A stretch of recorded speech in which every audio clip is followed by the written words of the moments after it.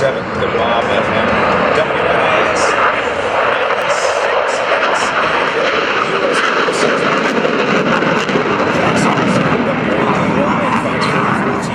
Sky 4 TV, WVEC Channel 13, and also a huge thank you to the City of Hampton.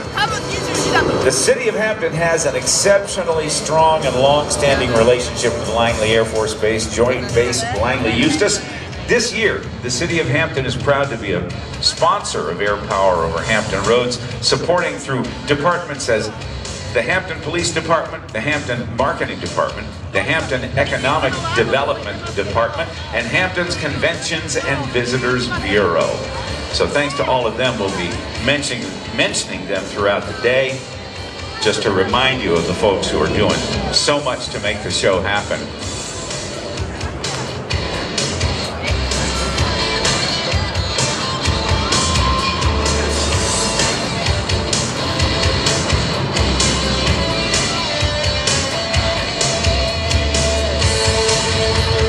The two Raptors that just took off are part of our opening ceremonies, which will be happening very soon, actually about 10:15, and we'll have a very traditional air show opening with the Golden Knights, Rob Holland circling the jumper, the singing of our national anthem, and a flyby of those two Raptors. In addition to the two Raptors, we'll have a couple of Northrop T-38 Talon trainers that are also stationed here at Langley Air Force Base. As a matter of fact, if you look to your left, one of them's taking off now, landing light, very bright. Isn't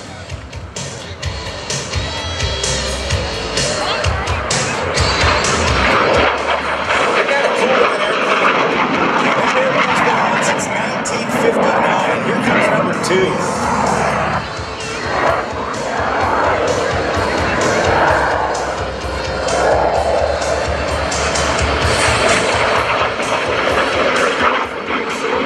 That is the Air Force's first supersonic jet trainer. A couple of J-85s on the back. Thunderbirds actually flew the T-38 for a number of years, from about 1974 to 1982, as I recall.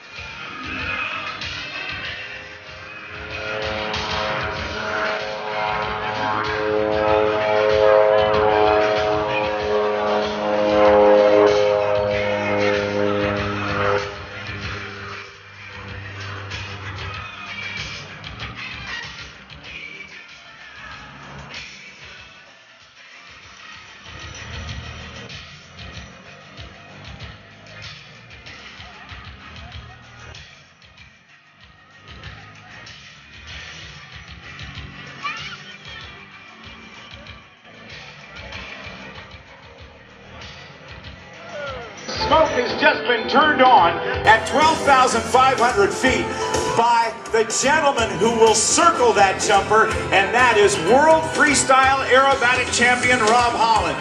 Take a look. In just a moment, we'll have jumpers away, and as he does, you'll see Rob start to circle Jen Espinosa as she comes earthward at about 120 miles per hour. With the wind that's coming, there, he's broken off. You can see the smoke from Jen Espinosa's smoke canister that's attached to her boot. This is the way to start an air show.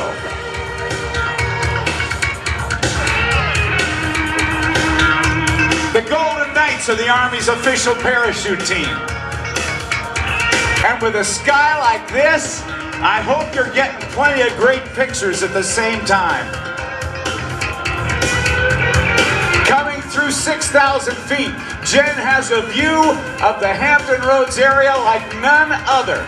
When she reaches about 3,000 feet, she's going to reach behind her right hip, toss out a little leather ball slightly smaller than a tennis ball. It'll throw out a pilot chute, and very soon you will see the high-flying black and gold of your United States Army parachute team, the Golden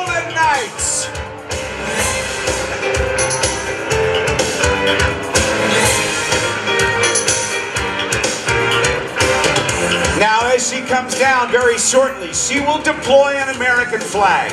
And at that time, I'm going to ask all of you to stop what you're doing wherever you are. I'm going to ask you to come to your feet, remove your caps if you're in uniform, come to attention. Because we are going to have the National Anthem sung today by Senior Airman Melissa LaCour. In this great wind, Rob Holland continues to circle. And now, ladies and gentlemen, if you will, please rise. Come to attention. Remove your caps for the singing of our national anthem by Melissa LaCour. Oh, say, can you see by the dawn's early light what so proudly we hailed at the twilight's last gleaming, whose broad stripes and bright stars through the perilous fight o'er the ramparts we watched were so gallantly streaming, and the rocket's red glare, the bombs bursting in air, gave proof through the night that our flag was still there. Oh, say does that star-spangled banner yet wave o'er the land of the free and the home of the brave?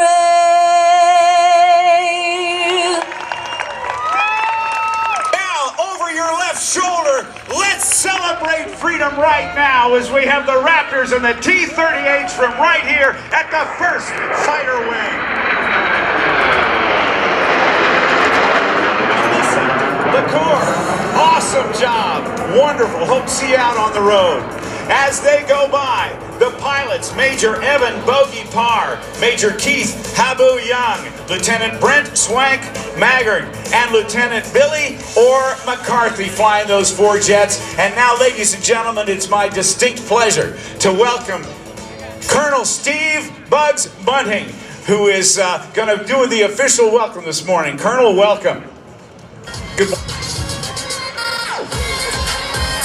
At this time, members of the Gold Demonstration Team are flying high overhead and are distinctively painted UV-18 Twin Otter at an altitude of 12,500 feet.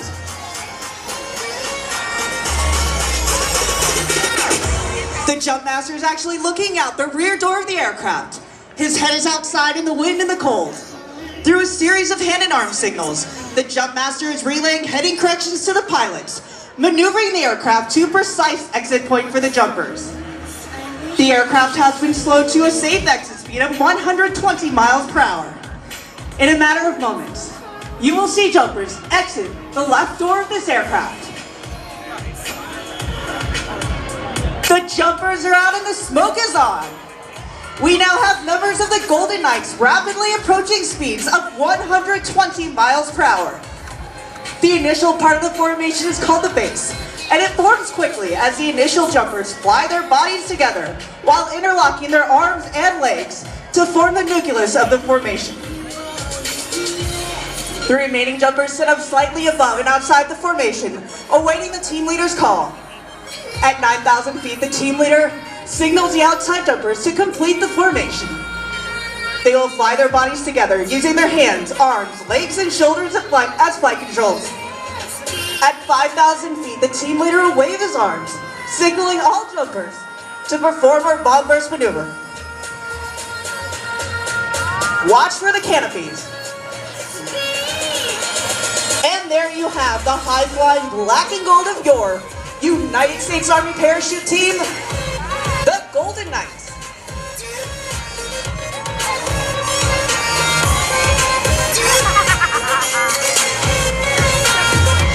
Now, as you may have guessed, these jumpers are faced with a unique situation. A traffic jam in the sky. They must gain vertical separation to allow for individual approaches into the target area. This is accomplished by pulling down on the front part of the parachute and spiraling earthwards at speeds in excess of 60 miles per hour to set up a traffic pattern, just like you might see aircraft at a busy airport.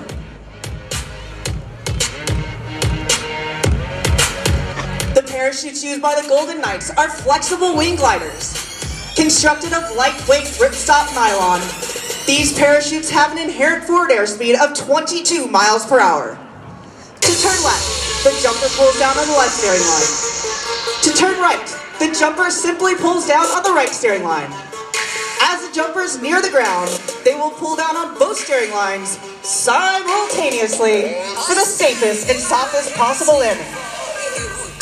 Ladies and gentlemen, please welcome in the first of your Golden Knights, Staff Sergeant Brandon Parr, the Assistant Team Leader of the Gold Demonstration Team.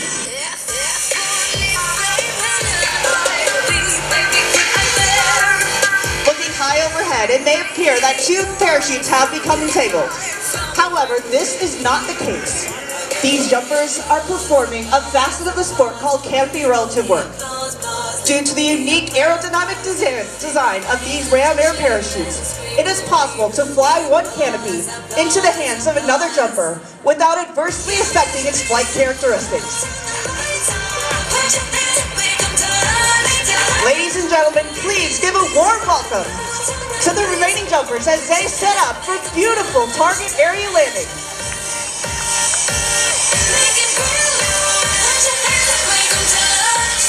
The average Golden Knight is 26 years old, has more than 1,200 free-fall parachute jumps, and is proficient in one of the hundreds of Army occupational specialties. He or she joined the Army for a multitude of reasons: training, educational benefits, travel, adventure, excitement, and a chance to mature. In short, to get an edge on life and become part of America's finest team. At 1,000 feet, each jumper does what is called a wind penetration check, checking his speed and distance across the ground.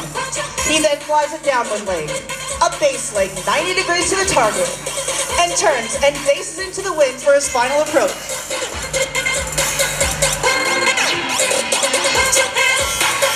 Ladies and gentlemen, please give it up for the last of our jumpers as they come into the target area.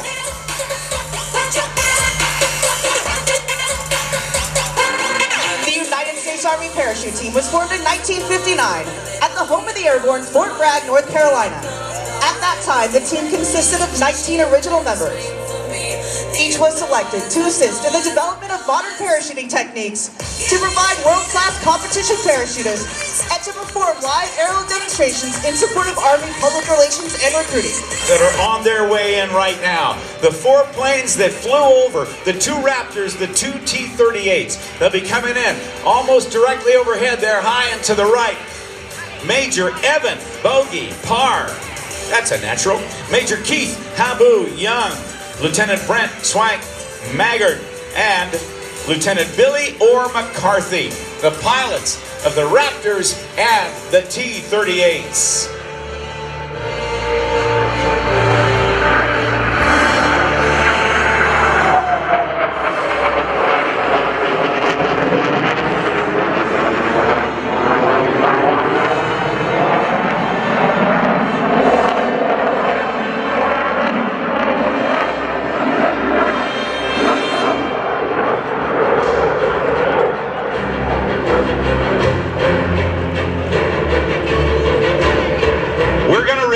These 4 jets, and in case you're not a big aviation person, watch how they land, because they're going to keep the nose wheels of these airplanes off the ground as much as possible to slow them down. Early in the jet age, they had parachutes that would come out the back to help slow them down, but now with the designs of the aircraft, they can use the fuselage and the wings to help slow the airplanes down without burning out the brakes on the small tires.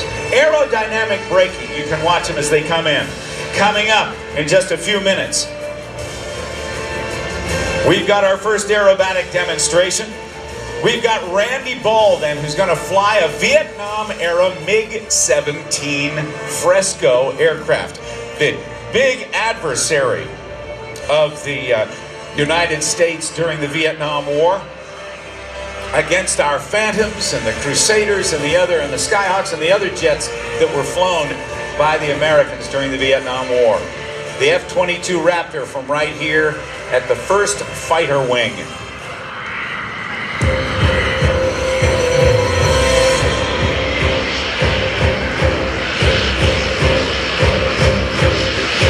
As soon as we get these airplanes on the ground, we're going to welcome Del Collar to the show, flying an extra 300, and the gentleman who will tell you all about that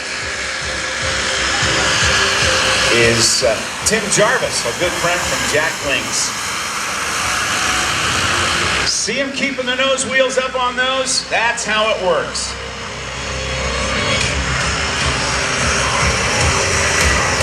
That's Golden Knights aircraft right there, being flown today by David Clay and Captain Ben Fizel. And that is a de Havilland Twin Otter, one of the aircraft that they use.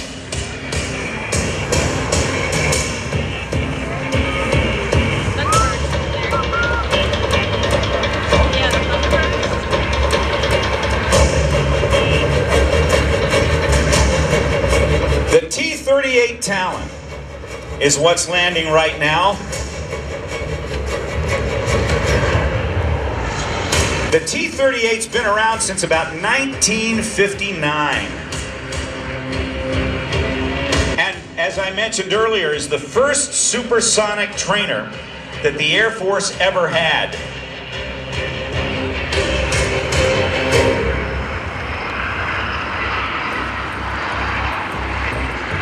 The first flight, 1959. Your taxpayer dollars are being well spent with this airplane. They made about 1,200 of them. 15,000 plus pilots have been trained. The average number of hours on each one of those T-38 Talons is about 15,000, with a total of about 15 million flight hours in the entire fleet since it first flew back over 50 years ago.